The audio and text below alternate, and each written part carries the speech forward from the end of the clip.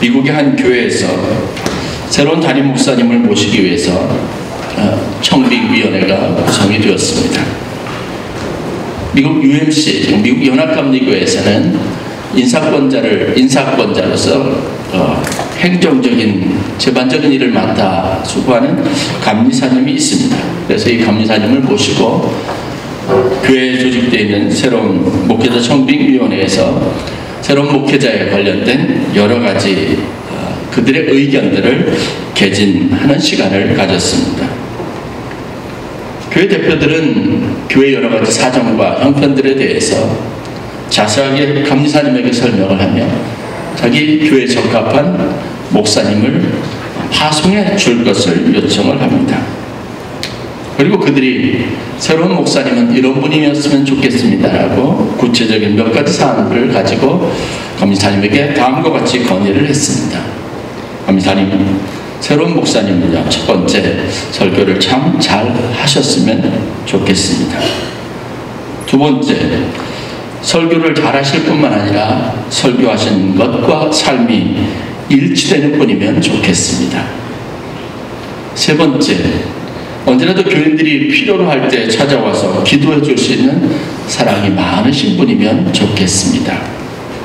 네 번째, 교회 조직을 원활하게 잘 운영해야 되는 행정적인 능력도 갖추신 탁월한 분이시고 준비되신 분이면 좋겠습니다.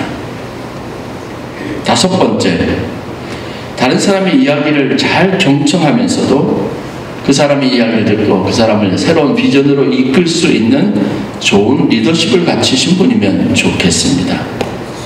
여섯 번째, 정서적으로 생각과 육체가 건강한 분이시면 좋겠습니다. 일곱 번째, 가만히 있어도 영성이 느껴지는 분이시면 좋겠습니다. 그리고도 계속해서 몇 가지 그들의 조건을 이야기합니다. 교회 평신도 대표들의 새로운 목사님의 조건에 대한 이런 일련의 이야기를 다 듣고 나자 감리사님이 조용히 눈을 감고 있다가 이렇게 조심스럽게 입을 떼십니다. 글쎄요, 여러분들이 바라는 조건에 완벽하게 일치하는 분이 한 분 계시기는 한데 여러분들이 그분을 추천하면 과연 받아들일 수 있으실지 모르겠습니다. 감리사님의 이런 이야기를 듣고 평신도 대표들이 그분이 누군지 궁금해지기 시작했습니다. 그래서 감리사님께 묻습니다. 그러한 목사님이 있으신가요? 그러면 그분이 어떤 분이신가요? 그때 감리사님이 나지막한 소리로 이렇게 말씀하십니다. 여러분들이 다 생각하고 있는 그분, 바로 예수님이십니다. 그런데 의외의 광경이 펼쳐지기 시작했습니다. 감리사님이 글쎄 농담인지 아닌지 모르겠지만 진담인지 모르겠지만 그에 적합하신 한 분이 계십니다. 그분이 예수님입니다 라고 말하자 모두가 갑자기 얼굴이 심각해집니다.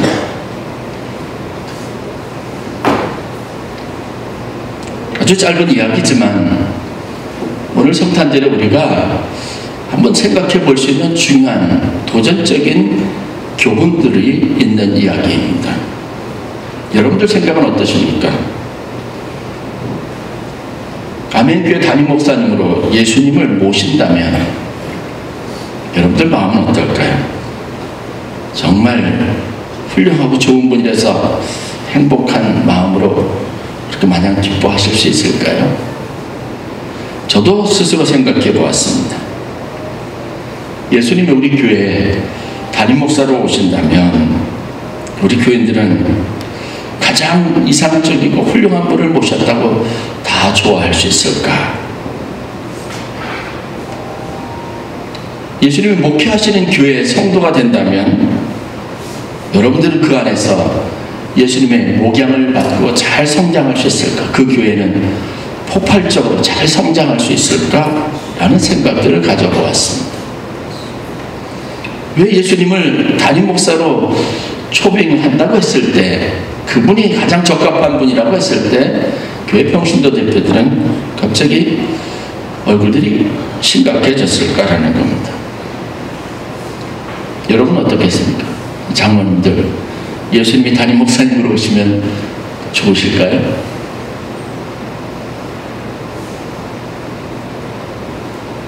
우리가 잊지 않은 통계지만 우리는 다 그리스도인이 되기를 원하지만 그리스도께서 오늘 우리 삶 속에 오신다면, 그분의 오심을 간절히 사모하지만 그분이 지금 오신다면 여러분 어떨까요? 라고 묻는 질문에 대해서 거의 대다수 사람이 아니요, 지금은 아닙니다. 혹은 아니요, 여기는 아닙니다. 라는 대답들을 한다고 합니다.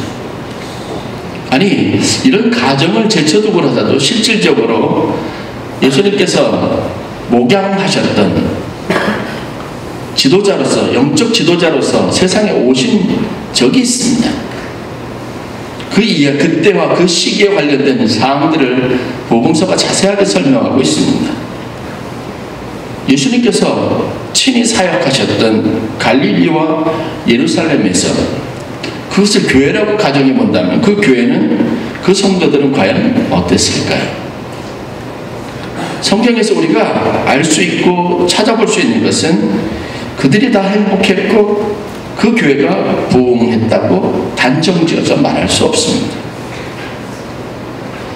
복음서를 제대로 읽어본 분들이라면 이 모든 질문에 대해서 예수님이 오신다면 그것과 관련되어져서 모든 사람 안에 큰 영적인 부흥이 일어나고 모든 사람들이 행복과 평화를 회복하고 그리고 그 교회와 공동체가 크게 부흥하는 폭발적인 역사가 있을까라고 묻는다면 그렇다라고 명쾌하게 답을 하기 어렵습니다. 온갖 병자들을 치유하시고 보리떡 5개와 물고기 2마리로 수많은 사람을 먹이셨을 때 무리들은 열광했습니다. 구름대처럼 모여들었습니다. 그분을 왕으로 모시려고 하는 태도들을 적극적으로 취했습니다. 그런데 성경에 보면 신기하게도 그분이 입을 열어서 말씀, 즉 설교를 하시기 시작하면 모여있던 사람들이 한 사람 한 사람 그 자리를 떠나가는 기이한 현상들이 있었습니다. 나를 따르려고 할 때도 적극적으로 따르기보다는 뒤로 조용하게 물러나고 숨는 사람들이 많이 있었습니다. 예수님의 기적에 대해서는 열광했지만 가르침에 대해서는 그것을 따르기 어렵다고 하는 자기 부동리의 표시들을 참 많이 드러냈다는 사실들을 발견할 수 있습니다. 오늘 예수님이 우리 삶 속에 오신다면 글쎄요, 나를 보시고 또 내가 주님을 만났을 때 주님을 향해서 그냥 마냥 행복하고 열려진 마음으로 행복한 기분으로 이 만남과 교제를 할 수 있을까라는 부분에 대해서 여전히 우리에게는 확실하게 무조건적으로 예라고 대답하기 어려운 문제들이 있습니다. 그러니까 여러분, 예수님이 여러분들의 담임 목사가 아닌 것을 감사히 여기시고 이동성 목사가 여러분의 담임 목사인 것에 대해서 감사하시길 바랍니다.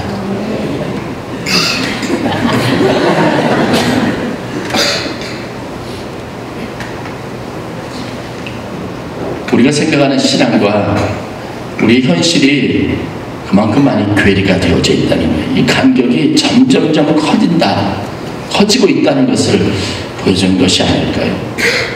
주님이 오시기를 간절히 사모하면서도 그것을 우리의 기도 제목으로 삼으면서도 실제적으로 지금 당장 오늘 이 자리라고 하는 현실적인 고려가 들어가면 글쎄 왜 자꾸 주저하는 마음이 생기는 건지 모르겠습니다.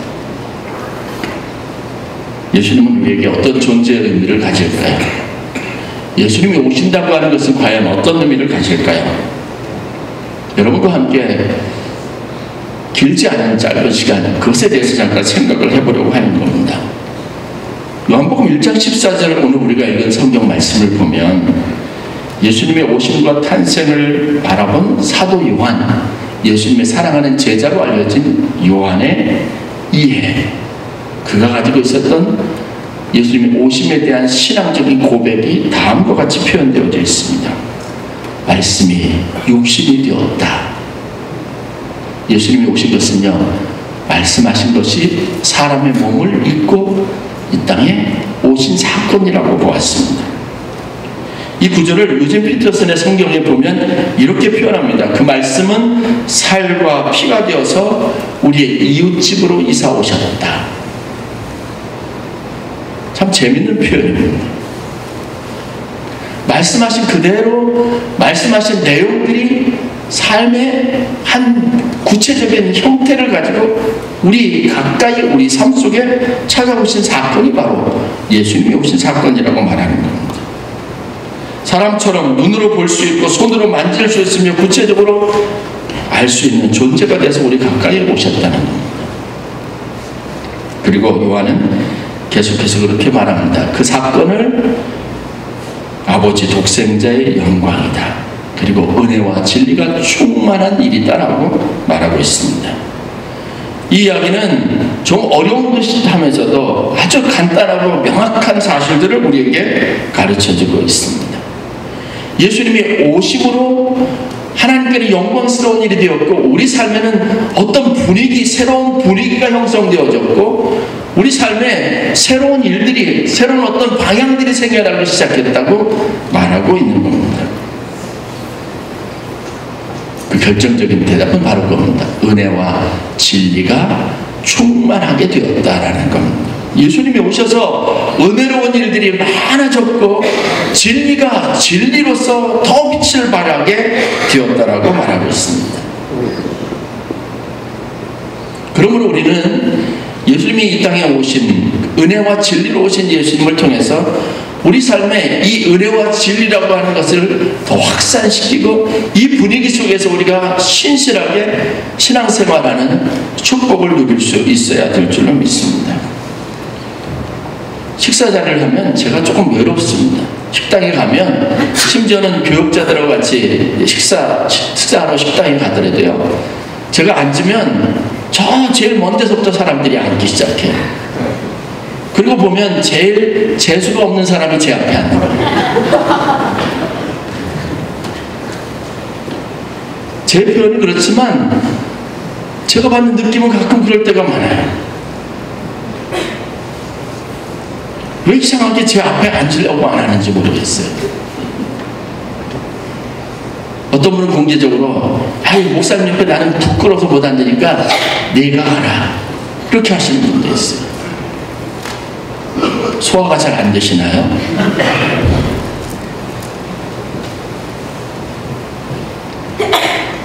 이게 사람이 가지고 있는 심리입니다. 연약함입니다. 좋아하고 동경하는 것, 우리가 그렇게 되기를 바라고 원하는 것과 그런 현실에 직접적으로 처하는 것은 분명히 다른 거예요. 그게 우리가 가지고 있는 연약함입니다. 거의 본능적인 겁니다. 예수님이 오시면 우리가 같이 손을 잡고 어깨춤을 추면서 즐거워할 것 같지만 현실 속에 예수님이 오시면 아마 그런 마음 갖기 어려울 겁니다.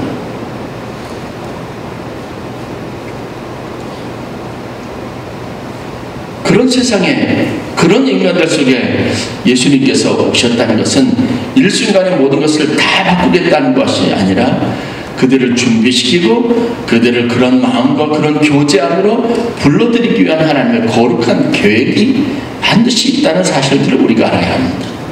성경은 그래서 그 은혜와 진리가 삶 속에 채워지는 과정들을 한 인간의 삶에 예수 그리스도를 믿고 믿음으로 말미암아 삶의 변화가 일어나는 과정들을 보여주는 것을 굉장히 중요하게 여기고 있습니다. 여러분 한순간에 다 달라질 것을, 어느 순간에가 부끄러움이 다 사라질 것을, 그렇게 완전 무결하게 내가 변화될 것을 소망하는 것은 어떻게 보면 너무 낙관적인 것이고 지나친 기대일 수 있습니다. 하나님이 그런 우리 연약함을 아시고 이 땅 가운데 오셔서 은혜와 진리로 우리 안에 온전히 서기를 원하신다는 사실들을 깨닫기를 주의 이름으로 간절히 축원합니다. 이것은 모순이 아니라 이러한 상황 속에서 주님이 찾아오셨다고 하는 놀라운 진리, 놀라운 사실을 우리에게 말해주고 있는 겁니다. 내가 연약한 것을 압니다. 나는 여전히 죄의 흔적을 지워버리지 못하는 연약한 인간이라는 것도 주님이 아십니다. 그래서 은혜와 진리로 우리 가운데 나타나셔서 은혜와 진리로 우리를 양육하기를 원하시고, 그리고 은혜와 진리 안에서 우리를 거룩하게 하기를 원하시는 것이 바로 주님이 오신 성탄의 참된 의미라는 것을 알아야 됩니다. 은혜는 뭡니까? 사랑과 자비와 너그러움입니다. 모든 사람들을 품어 안을 수 있고 이해할 수 있고 감싸줄 수 있는 따사로움입니다. 그러면 여러분, 우리가 반드시 믿음으로 삼아야 될 것은 주님이 어떠한 상황 가운데서 우리 모든 허물을 품어주시는 분이라는 믿음을 갖는 겁니다. 진리가 충만했다는 것은 여전히 그러한 가운데 사랑과 은혜로 우리 가운데 오셔서 늘 언제나 우리를 바른 것으로, 옳은 것으로, 정의로운 것으로, 공평한 것으로 인도하시는 일을 멈추지 않으시는 분이라는 사실들을 우리에게 가르쳐주고 있습니다.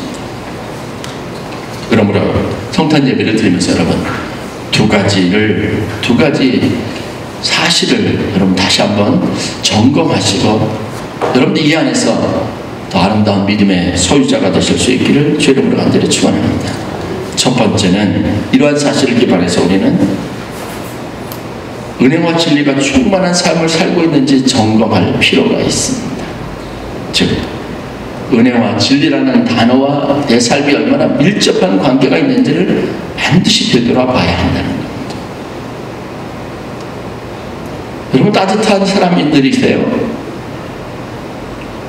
다른 사람들이 느끼기에 차다 이런 느낌보다 포근하고 참 좋다라고 하는 느낌을 받고 그 느낌을 여러분 주고 계시는지 점검해 봐야 합니다. 주님은 이 은혜로 우리 가운데 오셔서 세상 모든 사람들이 이 은혜 안에서 그들이 얼어붙은 마음을 녹이길 원하셨습니다. 그리고 따뜻함과 자애로움과 사랑으로 세상에 있는 모든 흑암의 권세를 물리치고 얼어붙은 사람들의 마음을 녹이길 원하시는 겁니다. 성경에 등장하는 바울은 자기 소신이 굉장히 강하고 하나님을 믿는 믿음이 굉장한 열심히 특심이었던 사람이었습니다.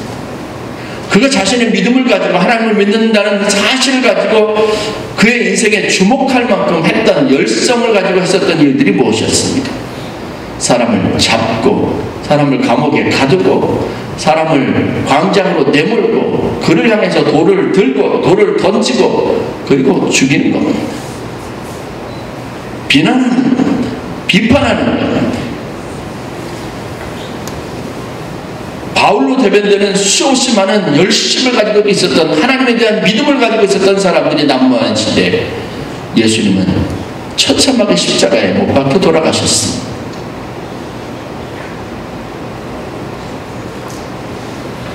믿는 우리라면 우리가 실천해야 될 것은 위대한 사랑입니다.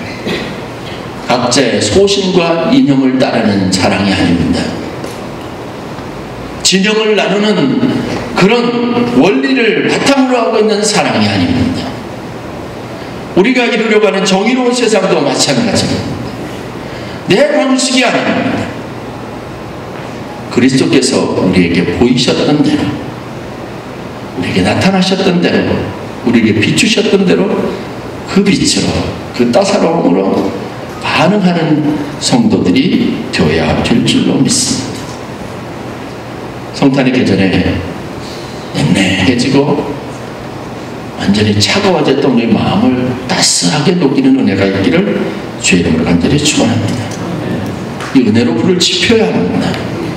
진리로 삶의 파수꾼을 세우고 따뜻한 그리고 아름다운 사랑을 적극 격려하고, 이전에 내가 행했던 방식으로부터 돌아서서 주님이 내게 보이셨던 은혜로운 방식으로, 지난주에 말씀드린 것처럼 은총의 마음을 가지고 세상을 밝히는 성도들이 되실 수 있기를 주의 이름으로 간절히 축원합니다. 그리고 진리를 하나님 말씀하신 것을 적극적으로 실천하는 성도들이 되어야 합니다. 두 번째는 주님과 더불어 함께 사는 법을 연습해야 합니다. 주님이 그 환경을 우리에게 제공해 주셨다면 우리는 그 자양분을 가지고 성장하는 건강한 성도들이 되어야 합니다. 우리가 성장할 수 있는, 취할 수 있는 가장 좋은 음식은 주님의 사랑과 진리의 말씀입니다. 이것이 여러분들을 성장시키고 이것이 여러분들의 삶을 아름답게 만드는 축복이 있다고 하는 것을 반드시 믿어야 합니다. 너희는 이 세대를 본받지 말라라고 말합니다. 삶은 좋은 것과 나쁜 것을 다 공유하는 겁니다. 자랑할 것과 부끄러운 것도 우리가 다 가지고 있습니다. 그래서 주님을 우리 담임 목사님이나 내 삶 속에 모시는 것에 대해서 우리가 상당 부분 주저하는 부분이 바로 여기에 있습니다. 좋은 것만 가지고 주님을 맞이하려고 하니까 내 삶의 좋은 곳에서만, 자랑할 것이 있는 곳에서만 주님을 초대하려고 하니까 그렇습니다. 그러나 주님은 우리와 함께 하셔서, 우리 안에 들어오셔서 우리와 함께 먹고 함께 동행하시길 원하시는 겁니다. 부끄러운 삶의 현장에 자랑할 것이 없는 인생 속에 들어오기를 원하시는 겁니다. 그래서 그분 앞에 우리 부끄러움이 있어야 되죠. 그래서 주님 때문에 우리 부끄러움이 거룩하게 살고자 하는 동기로 자꾸 바뀌어야 되는 겁니다. 복음서에서 나타나는 예수님은요, 군중들 속에 있지만 늘 외로우셨습니다. 볼지어다 내가 문 밖에 서서 두드리노니 누구든지 내 음성을 듣고 문을 열면, 그래야지만 들어와서 우리와 더불어 먹고 마시겠다고 말씀하시는 것이 주님의 소원인 정도였습니다. 화장하지 않은 맨 얼굴, 단장하지 않고 꾸미지 않은 우리의 모습 그대로 그 삶에 주님이 들어오시길 원하시는 겁니다. 주님과 함께 더불어 살 생각을 가지세요. 그래야 그분이 은혜가 우리에게 은혜가 되고 그분의 말씀이 우리에게 꼭 필요한 진리가 되어지는 겁니다. 잘 꾸며지지 않고 단장되지 않은 집으로 주님을 초대하는 용기가 필요합니다. 사실 주님이 거할 공간이 없어서, 계실 곳이 없어서 우리에게 와서 살려고 안달하신 거 아닙니다. 이유가 있다면 바로 우리를 위해서입니다. 그분이 없이는 우리에게 빛이 없고요, 그분이 없이는 우리에게 만족이 없고, 그분이 없이는 우리가 숨 쉴 수 없고 품을 수 있는 소망이 전혀 없기 때문에 그렇습니다. 주님은 그 가능성을 가지고, 그럴 수 있는, 품을 수 있는 소망의 이유를 가지고 우리에게 오시길 원하시는 겁니다. 성경의 원리가 바로 그겁니다. 주님을 내 안에 모시면 그 다음에 죄인의 문제를 해결하고 의인이 되어서 주님을 모시는 게 아니라, 주님을 모시면 죄인인 우리가 의로운 사람이 되고, 우리 마음에 주님이 함께 하시기 때문에 더 이상 죄를 지을 수가 없는 그런 긴장감이 생기게 되는 거고, 주님이 우리와 함께 하신다는 사실을 늘 마음속에 기억하고 있기 때문에 우리의 언행 심사에 있어서 파수꾼을 세우고 조심하게 되어져 있고, 좀 더 사랑하려고 하는 노력을 기울일 수밖에 없다는 겁니다. 준비된 곳에 주님을 모시려고 하지 않고, 주님은 준비되지 않은 세상, 흑암이 가득한 세상, 죄악이 많은 세상에 빛으로 찾아오셨다는 사실들, 그 사실을 반드시 믿으셔야 합니다. 여러분의 삶의 현장에 주님이 오셨습니다. 주님을 믿는 믿음을 가지고 은혜와 진리가 여러분 가운데 충만하게 하시고, 그 은혜와 진리의 비단에서 성도의 아름다운 삶을 살아가실 수 있기를 주의 이름으로 간절히 축원합니다. 이것이 예수님이 오신 목적이고, 우리를 통해서 하나님께서 계획하신 일이고, 우리가 이루어야 될 거룩한 우리 삶의 성화의 목표입니다. 오늘을 기점으로 주님이 오신 여러분의 삶의 현장에 주님이 함께 하심으로 이제는 새로운 삶에 대한 도전을 가지고 여러분들이 성장하고 자라는 인생 목표를 가지고 나아가는 귀한 은혜가 있기를 주의 이름으로 간절히 축원합니다. 기도하겠습니다.